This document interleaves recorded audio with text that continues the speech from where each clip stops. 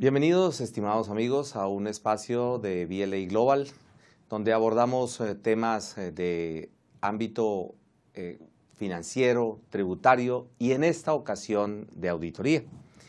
Y para esta oportunidad hemos querido nuevamente tener con nosotros a una querida amiga y especial profesional que es Luz Helena Arango.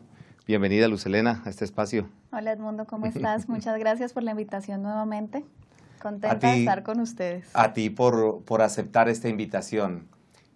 Para nosotros es muy importante que como profesionales todos tengamos claro, bien claro, conceptos que ya están inmersos en nuestra legislación y que de pronto podemos estar asumiendo que entendemos, pero en aras de tener todos un mismo conocimiento, hemos querido abordar el tema de la planeación de auditoría. Luz Helena, ¿por qué es importante realizar la planeación de auditoría? Edmundo, es un poco difícil de responderte la pregunta. Sintetizarlo brevemente. Sí, porque habrían muchos motivos por los cuales es importante, pero yo pienso que el fundamental es que la planeación de auditoría, si la baso en esas guías que me exige o me dicta la norma internacional de aseguramiento, pues básicamente lo que me va a permitir es asegurarme que el trabajo de auditoría está direccionado a cubrir o a atacar o a asegurarme de que en donde hay riesgos más altos, pues yo estoy haciendo un trabajo que me asegure que el riesgo o lo mitigo, o lo elimino, o lo comparto, pero no estoy dejando que los riesgos más significativos de la empresa fluyan y puedan llegar a materializarse sin que el auditor y en ocasiones la misma gerencia lo conozcan. De una u otra manera, la planeación también genera ventajas administrativas, porque al hacer el análisis y al presentar precisamente este tipo digamos, de enfoques que se le da profesional desde el ámbito de la auditoría, pues le ayuda también a la gerencia a decir, vaya, esto es lo que está detectando mi auditor, mi revisor fiscal, que me está diciendo que este es el punto, llamémoslo de alguna manera al punto débil, para no llamarlo riesgo, que es el que utilice el estándar, que es el punto débil donde la empresa tiene que estar más pendiente de esto y donde el profesional pues desarrolla sus habilidades. ¿Cómo es ese contacto con los gerentes cuando se le presenta planeación de auditoría, al contrario de otras personas que en el pasado no le han presentado esa planeación? Mira, básicamente yo considero que hacer el trabajo de planeación te da una ventaja comparativa y competitiva, si uno quisiera llamarlo así. ¿Por qué? Pues si bien las grandes compañías están acostumbradas a que las gerencias conocen cuáles son sus riesgos, hacen una valoración de los mismos, en la pequeña y mediana empresa ese tipo, digamos, de análisis no son llevados a cabo por la gerencia. Las compañías o quienes están liderando a la compañía, el hecho de que la misma tenga un buen comportamiento financiero hace suponer que no hay riesgos. Entonces, el ir a sentarte con él y decirle, mire, yo me tomé la tarea de conocerlo a usted, de analizar el entorno en el cual usted se mueve, de documentar algunos procesos y no todos porque usted no los tiene documentados, de entenderlo. Traduzco todo ese entendimiento en un mapa de riesgos y le digo, usted tiene estas debilidades que tenemos que atacar juntos, porque el tema no es que es problema de la gerencia. Si yo soy revisor fiscal, si yo soy auditor, pues ya es problema mío también. Yo tengo que hacer algo al respecto. Tú has mencionado, te anticipaste a mi siguiente pregunta, que era precisamente eso. El trabajo conjunto, si bien existe la independencia frente al revisor, frente al auditor, pues eso no le quita de que su recomendación, porque lo primero que hace es eso, es una recomendación de lo que él está observando, ¿no? Que podría de pronto retroalimentarse cuando hay gerentes muy juiciosos que dicen, mira, es que yo pienso que esto, o de pronto yo no pensé que eso era así, mira que yo tenía pendiente esta situación y no estas otras situaciones. Por ejemplo, para mí yo pensé que era más riesgosa la cartera y resulta que tú me estás hablando de que lo más riesgoso es el inventario por los motivos que se sustenten de acuerdo al tipo de empresa que uno tenga. Pero esa labor conjunta que tú hablas, pero ¿qué es lo que gana ese profesional al hacer eso? Ya él como auditor, ya él que es el que va a poner esa firma en esos estados financieros, ¿qué es lo que gana él con la planeación? Mira, la planeación básicamente, si bien es el enfoque, como está sustentado a través de un análisis de valoración, de riesgos, de respuestas a los mismos a través de un plan de auditoría, de determinación de conceptos como son la materialidad. Finalmente lo que él logra es que cuando pone su firma en ese estado financiero está garantizando que no hay errores materiales sobre esa información. Y digamos que dicho de esta manera, que parece muy técnica, porque te estoy mencionando varios factores que trae la norma, lo que le asegura al profesional que está llevando a cabo esa labor como auditor o como revisor fiscal es estar tranquilo.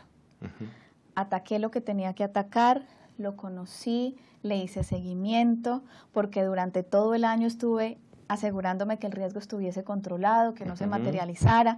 O sea que finalmente, ¿qué es? Es seguridad, es tranquilidad de que esas cifras, cuando tú dices, son razonables, en efecto lo son, porque el riesgo más grande que corremos cuando somos auditores o revisores fiscales es dar fe pública de una información financiera que no está como yo aseguré que estaba. Realmente ese es el mayor peligro que podremos tener, o el riesgo más grande, o lo que no queremos que nos pase.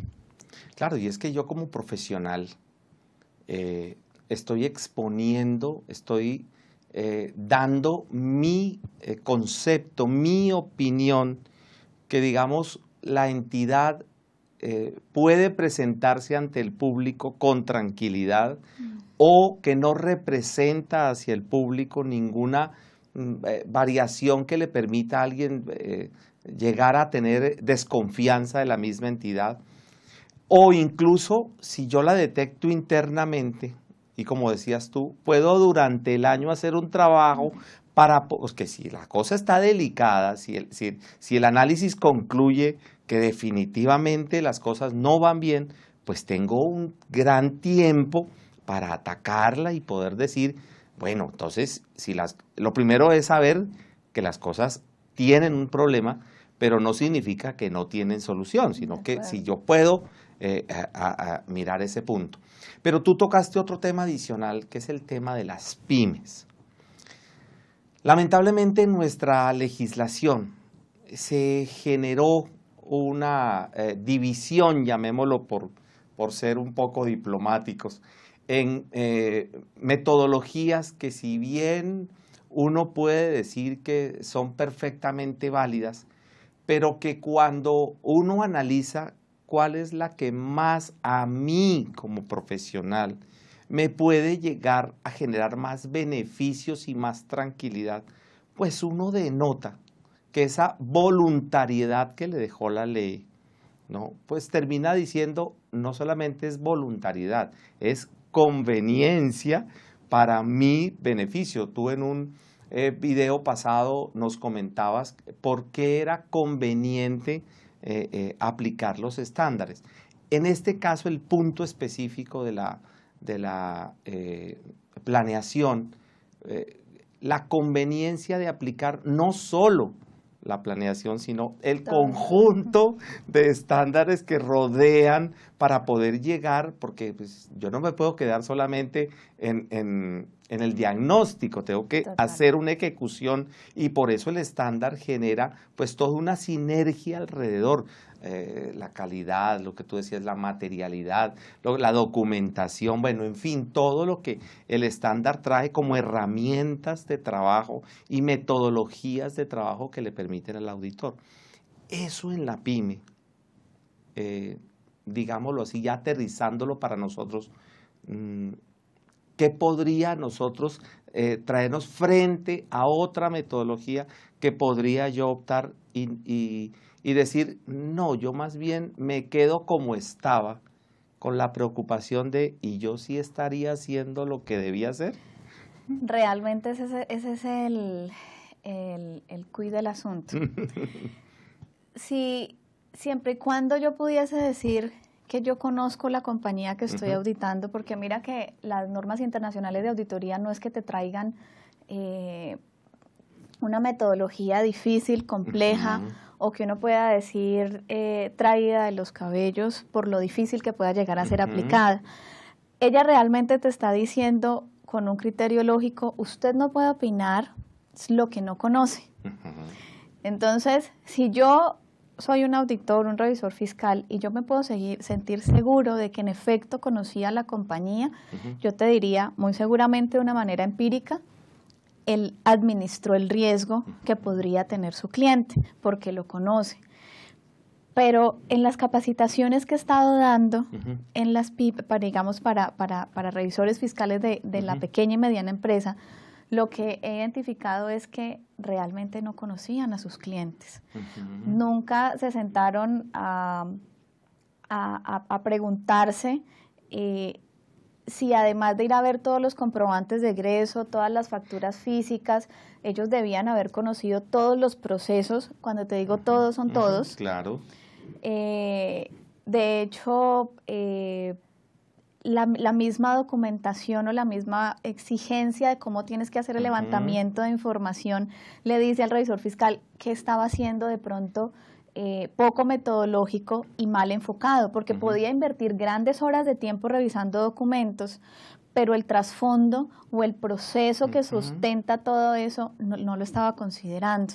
Entonces, ¿qué te puedo decir yo? Si yo tengo una herramienta que se llama Normas Internacionales de Auditoría, las puedo aplicar para sentirme tranquilo y es una metodología sencilla que lo único que me está diciendo es conozca, valore y haga un plan de auditoría que usted pueda seguir y con el cual pueda estar tranquilo y que inmerso tenga todos otros conceptos que el auditor debe conocer, cómo hago una muestra, qué es un procedimiento sustantivo, qué es un procedimiento sustantivo analítico. Realmente se puede apoyar el auditor en indicadores, en indicadores financieros, en los de comportamiento, en variaciones entre un periodo a otro. Eso es una herramienta para analizar la información.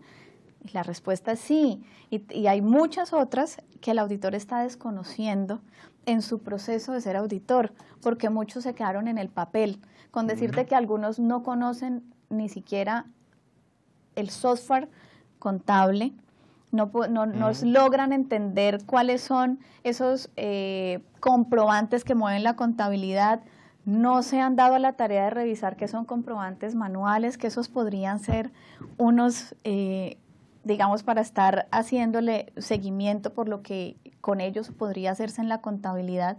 Entonces hay una infinidad de cosas que no estoy considerando por no tener método. Entonces lo que yo diría es aplicar las normas internacionales de auditoría es que te apropies de un método para hacer la auditoría financiera, de tal forma que tú estés tranquilo como auditor y le puedas dar tranquilidad a tu cliente, de que estás considerando todo lo que tenías que considerar. Además, una metodología validada durante muchos años, sí, porque yo siempre trato de definir los estándares como las mejores prácticas, pero a veces se nos vuelven frases de cajón que lamentablemente caemos, que decimos, sí, las mejores prácticas, dice uno, pero nos hemos tomado el tiempo de decir qué es lo que yo logro a través, y tú lo sintetizas muy bien al decir, mire, pero es que no es solamente quedarse en el primer punto, en la planeación. Primero, la metodología para poder planear, qué cosas debo tener en cuenta, y segundo, bueno, ¿cómo llevo a la ejecución esa planeación para poder emitir mi informe? Que en últimas, a veces nos quedamos en la forma. Yo a veces me preocupo mucho cuando las personas me dicen, Edmundo, usted no tiene una plantillita de reporte de dictamen de revisor fiscal, y yo le digo, pero es que si quiere la plantilla, la super la tiene, pero es que el problema no es la plantilla, no es lo que estás colocando, sino el resultado de tu trabajo. Tú puedes decir que las cosas están bien, que no hay salvedades, o lo que quieras decir en ese informe. Lo importante es, y tú tienes información para documentar eso, y tú pudiste decir, mire, es que cuando yo abordé el cliente tuve en cuenta estos aspectos, y si te llaman a rendir cuentas, tú puedas decir todo eso, porque pensaría porque en esto sí me tengo que acoger a tu experiencia, no solamente dentro de tu firma, sino de toda tu trayectoria profesional, donde tú como auditora de que tu vida ha transcurrido dentro de la auditoría, pues has visto lo que genera el crear un hábito para el planear, hábito para poder ejecutar, hábito para poder tener el feeling de decir, esto me va por aquí, esto es lo que yo quiero. Porque en últimas el juicio profesional también depende de ese buen ojo que tenga la persona, que se fundamente en unos datos, no es simplemente corazonadas, porque uno no puede vivir de ese tipo de cosas. Pero entonces, Luz Helena, cuando como profesionales nos volvemos apáticos a esto, entonces ahora centremos, ¿qué es el riesgo que estoy corriendo? O sea, ¿en qué es que estoy depositando mi tarjeta profesional y todo mi prestigio como profesional por, digámoslo, evitar o dejar a un lado esas metodologías que son esas buenas prácticas? ¿Qué es lo que yo pierdo? ¿Qué es lo que dejo de ganar? Esa es mejor. Yo creo que lo que estás perdiendo es realmente estar tranquilo. Lo que pierdes es no estar seguro de esa información sobre la cual estás diciendo o estás dando una opinión.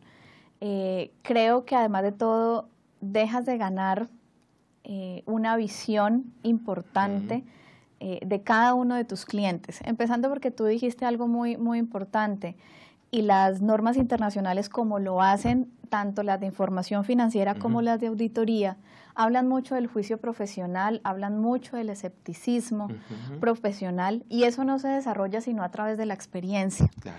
Entonces, lo que estás dejando de ganar a través de la aplicación de una buena metodología incluso es experiencia, porque ¿qué sacas o qué ganas después de adoptar este tipo de metodologías? Es que logras entender al cliente, logras evaluar riesgos, y riesgos no vistos desde el punto de vista de fraude, porque las personas normalmente cuando les hablan de riesgo solo piensan en fraude, y resulta que cuando incluso vas a la teoría de esa responsabilidad de fraude del auditor de un estado financiero, te das cuenta que la connotación legal del fraude no le interesa. Le interesa es eso, cuánto puede afectar el estado financiero y el mal uso de los activos de la compañía. Entonces, realmente, los riesgos no es que te roben. Los riesgos es que la información no fluya de manera adecuada a través de todos tus procesos para que la información financiera con la que tomas decisiones esté correcta. Entonces, el hecho de no poder sustentar de esa manera todos tus trabajos en los clientes te está restando una experiencia y una capacidad de análisis que solo logras a través de eso, de esa aplicación. Y tú dices algo muy importante, y es la planeación es el principio, tanto así que es con lo que la norma te dice, arranca por allí.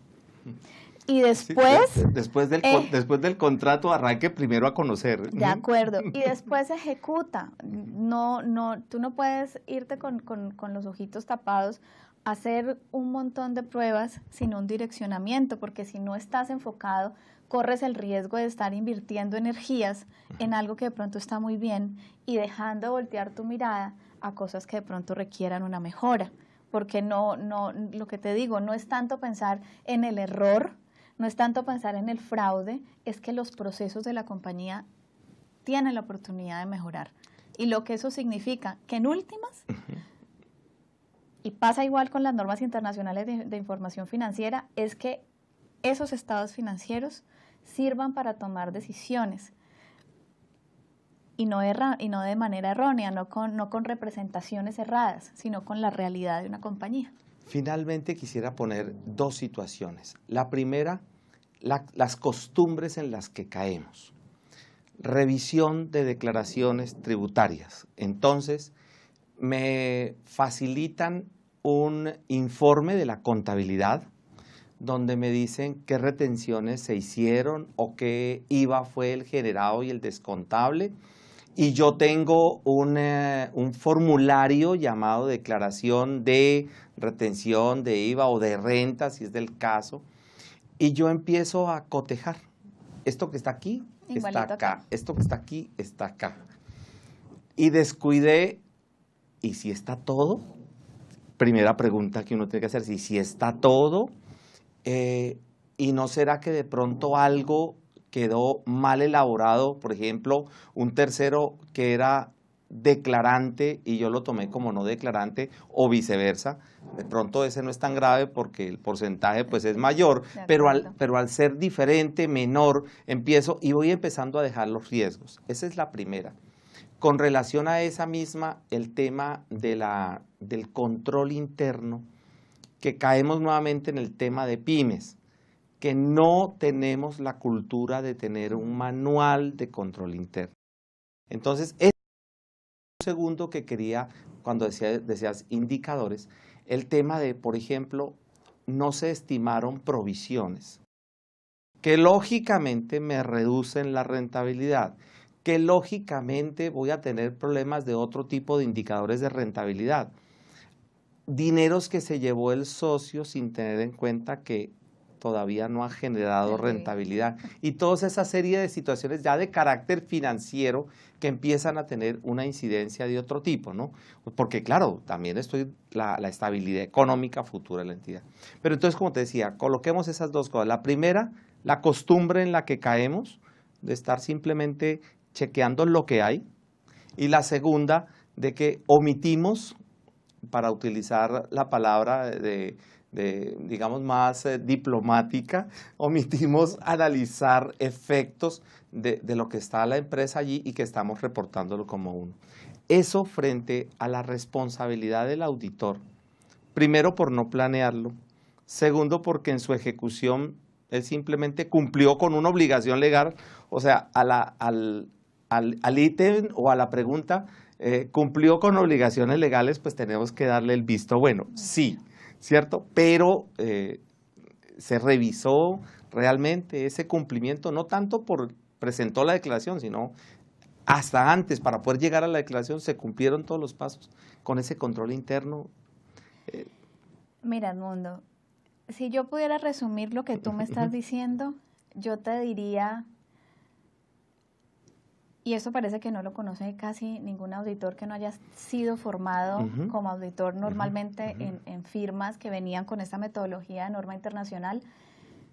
Eso no pasaría si conociéramos las afirmaciones o aseveraciones de los estados financieros. ¿Por qué te lo digo? Cuando yo pongo esa firma, yo estoy diciendo cosas que son las afirmaciones o aseveraciones. Yo digo, mire, está íntegro, allí están todos los derechos y obligaciones, está a un corte, existen, tengo una serie, digamos, yo estoy diciendo cosas allí y no solamente lo digo a través de las cifras, lo digo incluso cuando revelo información. Claro. ¿Qué te quiero decir? Que incluso cuando una partida que debiera ser mostrada corriente o no corriente o patrimonial en lugar de en el pasivo o viceversa, yo dejé de considerar las afirmaciones de los estados financieros.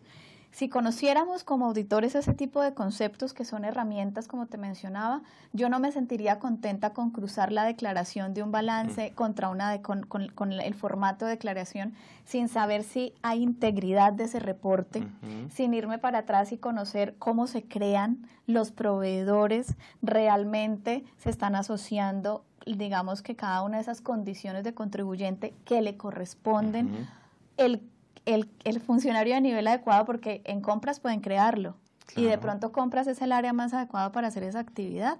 Está pasando por el especialista contable que sabe que en efecto ese contribuyente debería tener asociadas esas condiciones tributarias.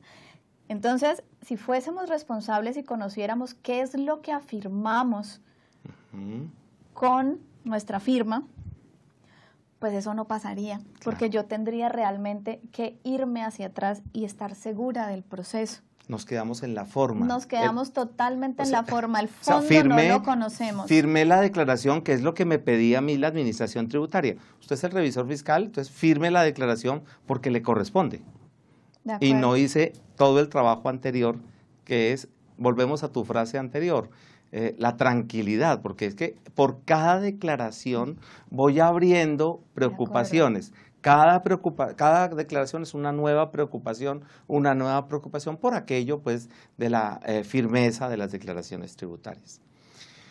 Luz Helena, y de la parte financiera, finalmente, que cuando omito información, por ejemplo, tan delicada como provisiones o como dineros que lamentablemente ocurren mucho en las pymes, que se adelantan, pongámosle en comillas, los dividendos y todo lo demás, que a pesar de que uno menciona que eso no cumple la definición de activo, pero ha podido más la costumbre que otra cosa. Sí. Con relación a eso, entonces, ¿qué se ve ya afectado? Porque ya entró en, ¿cómo podríamos llamar para no utilizar un término legal?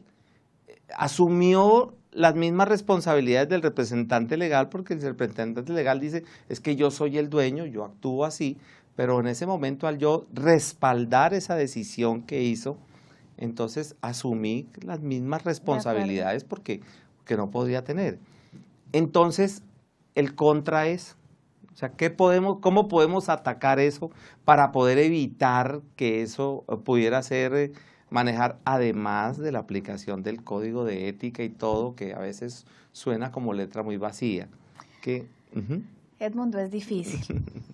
Es difícil porque las empresas, la mediana empresa en Colombia, o por no decir casi todas las empresas en Colombia, son familiares. ¿Sí? El porcentaje de empresa familiar en Colombia es muy alto. Muy alto.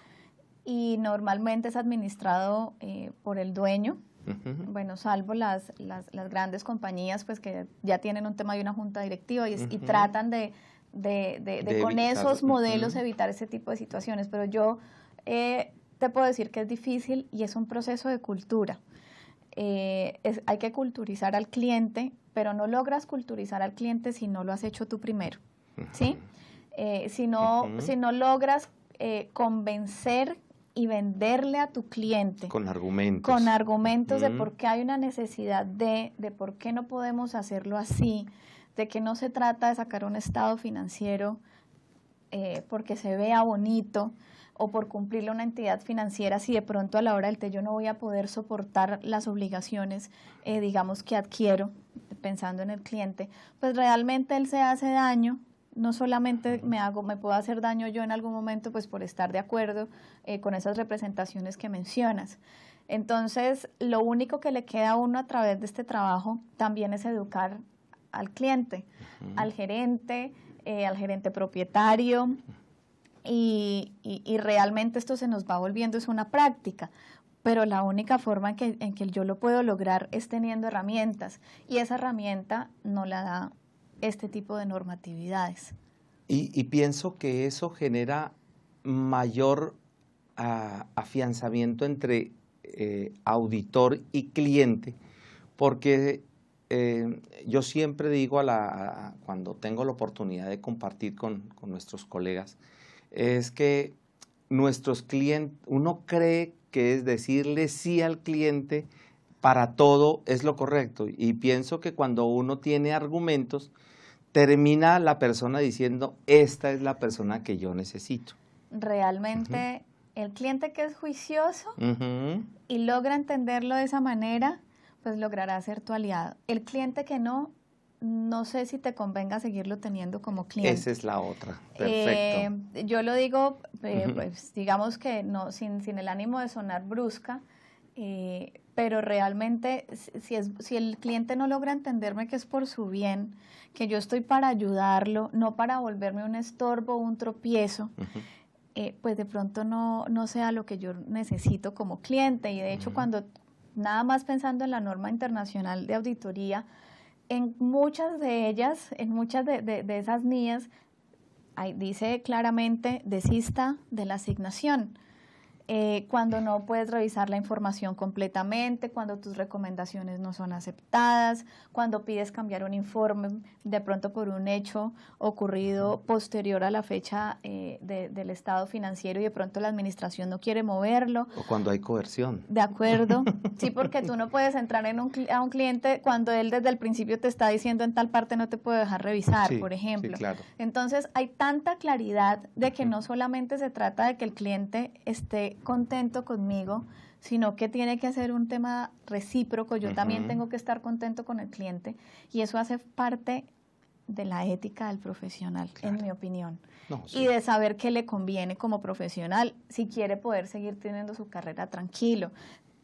Mira, lamentablemente hay muchos escándalos hoy en día precisamente envolviendo a los revisores fiscales de empresas pues muy reconocidas. Y yo diría, eso fundamenta todo lo que estamos tratando de mover hoy en día. Es la evidencia, es que siempre que hay una evidencia, hay un trabajo diligente, pues tendrás herramientas para decir, mire, yo sé que uno de los objetivos es ayudarle a identificar fraude, pero le muestro el trabajo que hice. Yo hice todo lo que tenía que haber hecho, pero si yo no puedo mostrar qué fue lo que hice, estoy perdiendo mi principal arma en algún momento en que tenga que rendir cuentas. De hecho, es la única evidencia que tenemos como auditor, los papeles de trabajo. Entonces, pues realmente la norma lo que nos está dando es herramientas, herramientas para que hagamos mejor nuestro trabajo, para que el cliente pueda valorar mejor ese trabajo y para que los dos estemos tranquilos en esta relación que tenemos de cliente-revisor fiscal. Y yo sí pienso que esa última parte que me parece que es lo que concluye esto, es que esta es una relación de doble vía y al ser una relación de doble vía, pues yo también como profesional tengo que sentirme cómodo porque si no se me vuelve el trabajo a mí una tortura, porque yo no puedo tener suficiente estrés, demanda, las actividades normales y habituales como para quedarse uno con un problema adicional donde eso se tiene.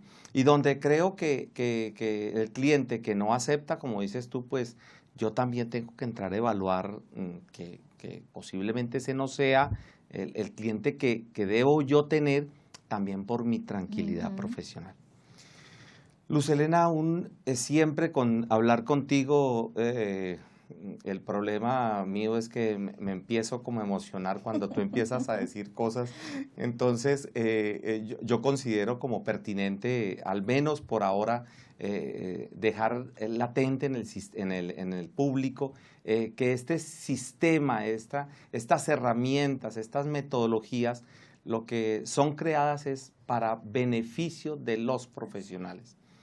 Están validadas, han sido concertadas, retroalimentadas, corregidas, validadas, todo lo que queramos decir durante años, y se siguen corrigiendo y se siguen validando, se siguen actualizando. Es siempre buscando una profesión que creo que es lo que le conviene en últimas. Yo conozco personas que ya con tanta situación y cuando se dan cuenta de esto dicen, uy, yo estoy en un peligro enorme y terminan diciendo, no, yo como que más bien empiezo como a mirar cuál va a ser mi nuevo foco de negocio porque al menos este tipo de cliente no me conviene.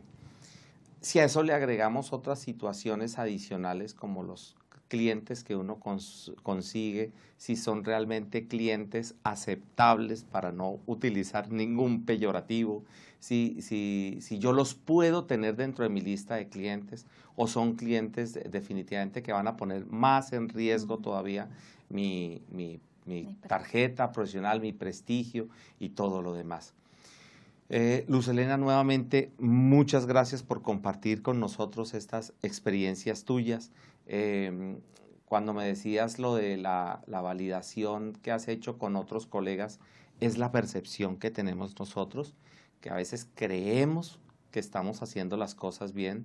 Yo presumo de buena fe, siempre lo he presumido. Posiblemente creemos que estamos haciendo las cosas bien, pero hay veces que hay que tomarse unos espacios para al menos repensar y volver a evaluar si es verdad y corregir cuanto antes estas actuaciones. De ti siempre estaremos agradecidos por tu experiencia y que esperamos siempre poder seguir contando con ella. Será. Bueno, muchas gracias. A todos ustedes, muchísimas gracias por haber tomado el tiempo para ver este video, que esperamos sea del mejor provecho, para que lentamente vayamos tratando de cambiar nuestra mente, que lo único que pretende estos espacios es que seamos no solo mejores profesionales, sino que estemos a la altura de la profesión y con la tranquilidad que nos merecemos los profesionales. A todos ustedes muchas gracias y hasta una próxima ocasión.